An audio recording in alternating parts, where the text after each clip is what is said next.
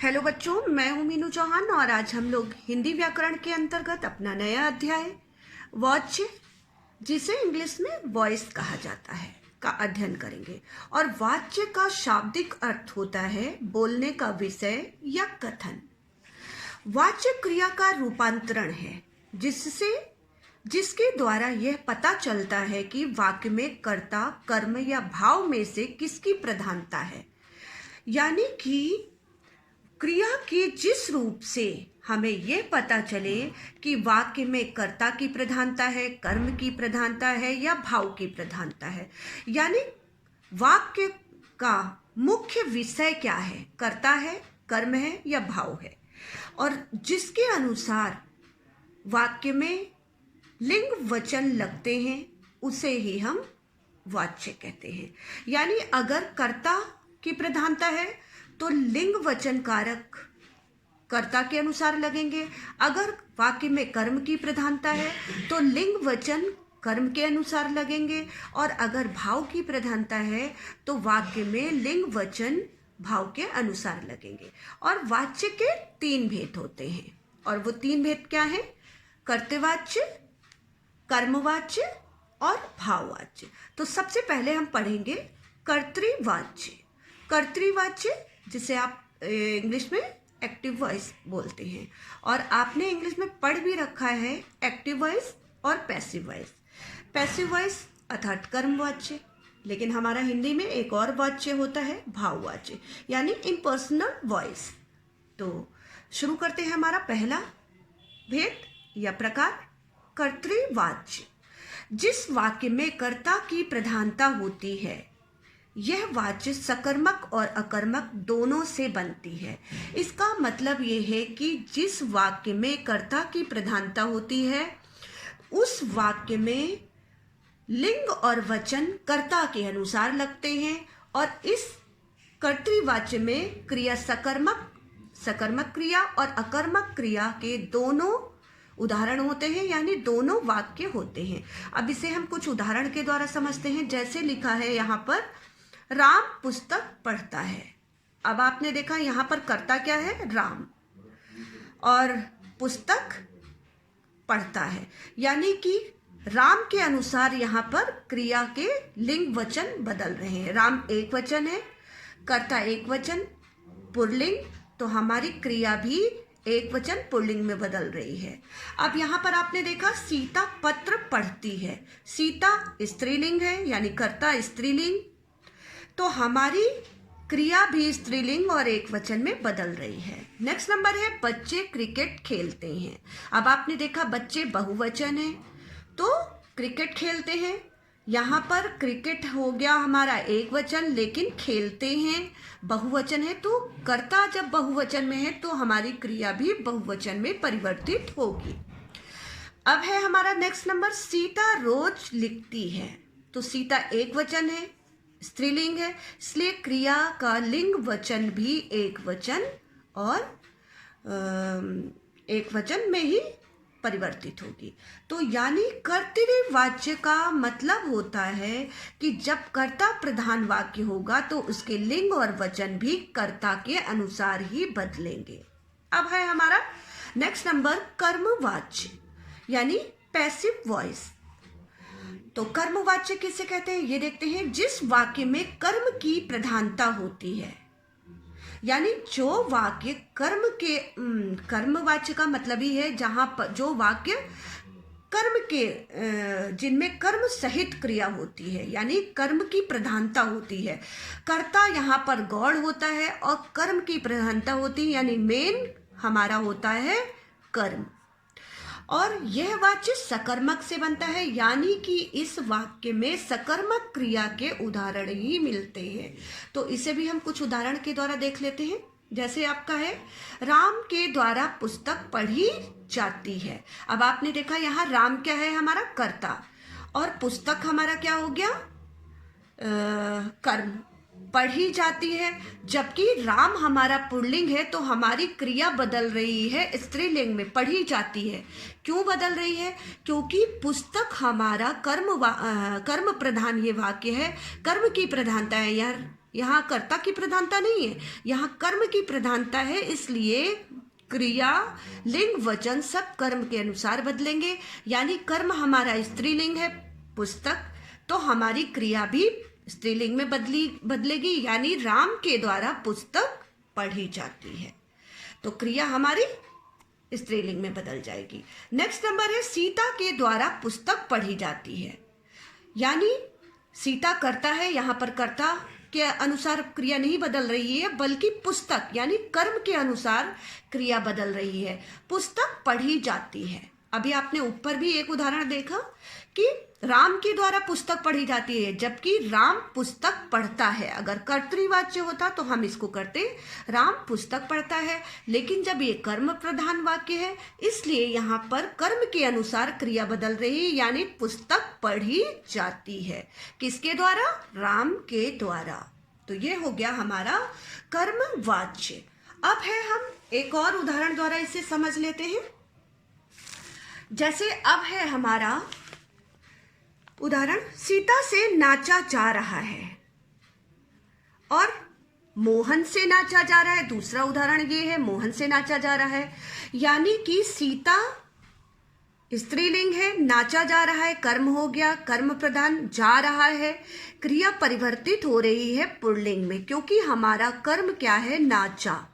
नाचा हमारा पुल्लिंग है, इसलिए हमारी क्रिया भी पुल्लिंग में परिवर्तित होगी, चाहे हमारा कर्ता स्त्रीलिंग हो या पुल्लिंग हो। इसीलिए यहाँ पर ये रूपांतरण हुआ है। अब सीता से नाचा जा रहा है। नेक्स्ट में है मोहन से नाचा जा रहा है।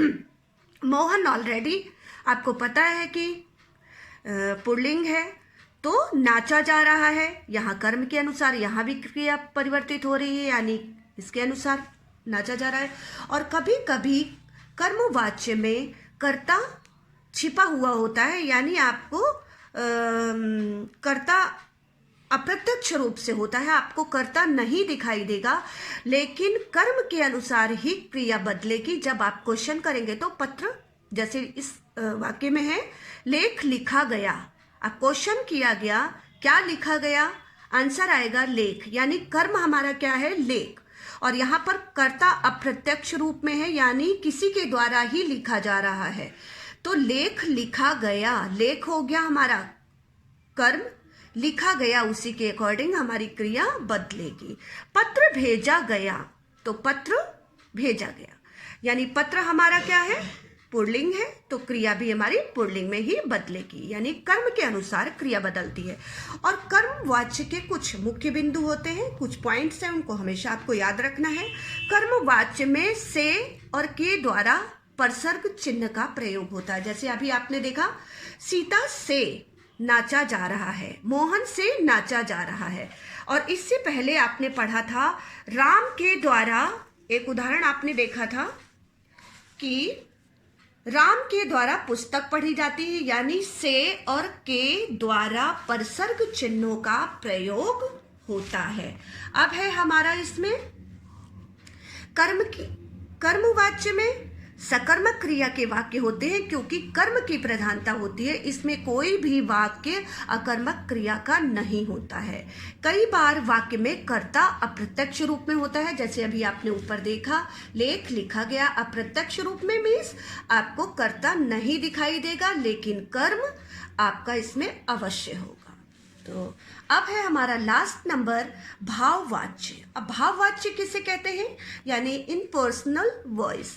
तो ये क्या है? इस वाक्य में क्या होता है? इस भेद में, इस प्रकार में, इस भाववाच्य में भाव की प्रधानता, अधिकतर असमर्थता दिखाने वाले वाक्य, अधिकतर नकारात्मक वाक्य, यह वाच्य अकर्मक क्रिया से बना होता है। यानी कहने का अभिप्राय यह है भाववाच्य में भाव की प्रधानता होती है, और अधिकतर वाक्य यानी मोस्टली सेंटेंस असमर्थता, यानी कोई कार्य करने की असमर्थता प्रकट होती है, ये दिखाया जाता है।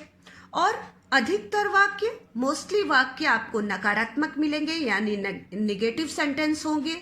यह वाच्य अकर्मक क्रिया से बनता है, और इस प्रकार में आपको जितने भी सेंटेंस, जितने भी वाक्य मिलेंगे वो सारे अकर्मक क्रिया के होते हैं, क्योंकि इसमें भाव की प्रधानता होती है। यहाँ पर क्रिया अपने आप में प्रधान हो जाती है, यानी यहाँ भाव नहीं होता है, सिर्फ अकर्मक क्रिया के उदाहरण होते हैं और भाव की प्रधानता होती है, यानी क्रिया का भाव ही प्रधान होता है। जैसे अभी आप उदाहरण देखिए, राम से अब दौड़ा नहीं जाता। अब यहाँ पर क्रिया क्या हो गई हमारी, दौड़ा नहीं जाता। निगेटिव सेंटेंस हो गया, यानी ये असमर्थता प्रकट कर रहा है। राम से क्या नहीं करा जाता, दौड़ा नहीं जाता। यानी यहाँ पर अभी हमने ऊपर पढ़ा था कि भाव की प्रधानता होती है और अधिकतर असमर्थता वाले वाक्य होते हैं, अधिकतर नकारात्मक वाक्य होते हैं। तो यहाँ पर ये वाक्य हमारी असमर्थता प्रकट कर रहा है कि राम से अब दौड़ा नहीं जाता। नेक्स्ट नंबर है, सीता से हंसा नहीं जाता। अब आपने यहाँ पर भी देखा, यहाँ पर भी असमर्थता है वाला वाक्य हो गया और दिखाया जा रहा है कि सीता से हंसा नहीं जाता, यानी कि यहाँ पर कर्म नहीं होगा। सिर्फ आपके इन वाक्यों में आपके क्रिया प्रधान वाक्य होते हैं, क्रिया का भाव ही प्रधान हो जाता है। नेक्स्ट नंबर है, मुझसे चला नहीं जाता। यहाँ पर क्या है, चला नहीं जाता, निगेटिव सेंटेंस आ गया आपका, नकारात्मक वाक्य आ गया कि मुझसे अब चला नहीं जाता। चला क्रिया प्रधान वाक्य होते हैं, यानी कि क्रिया का भाव ही मुख्य हो जाता है। मुझसे क्या नहीं करा जाता, चला नहीं जाता। लक्ष्मी से लिखा नहीं जाता। अब आपका आ गया, लक्ष्मी से लिखा नहीं जाता। हाँ, और मोस्टली सेंटेंस निगेटिव होते हैं। भाववाच्य के कुछ मुख्य बिंदु हैं जिनको आपको याद रखना होगा बेटा। भाववाच्य में क्रिया हमेशा क्या होती है, हमेशा अकर्मक होती है, यानी इसमें कर्म नहीं होता है। भाववाच्य में से द्वारा परसर्ग यानी चिन्ह का प्रयोग करा जाता है और भाववाच्य में क्रिया सदैव अन्य पुरुष पुल्लिंग एक वचन में होती है, यानी इस वाक्य में क्रिया हमेशा अन्य पुरुष पुल्लिंग में होती है, भले चाहे वो कर्ता स्त्रीलिंग हो, लेकिन क्रिया हमेशा पुल्लिंग में ही होती है। अब हम कुछ उदाहरणों द्वारा वाच्य परिवर्तन देख लेते हैं कि वाच्य का परिवर्तन किस प्रकार किया जाएगा। तो हमारा वाच्य परिवर्तन है कर्तृवाच्य, कर्मवाच्य और नेक्स्ट लास्ट नंबर है हमारा भाववाच्य। तो सबसे पहले हम देखते हैं कर्तृवाच्य। कर्तृवाच्य में है, सीता नाच रही है। सीता क्या कर रही है, नाच रही है। सीता से नाचा जा रहा है। अब आपने इसी को देखा, जब हम कर्मवाच्य में बदलेंगे तो क्या करेंगे, से परसर्ग चिन्ह लगा देंगे।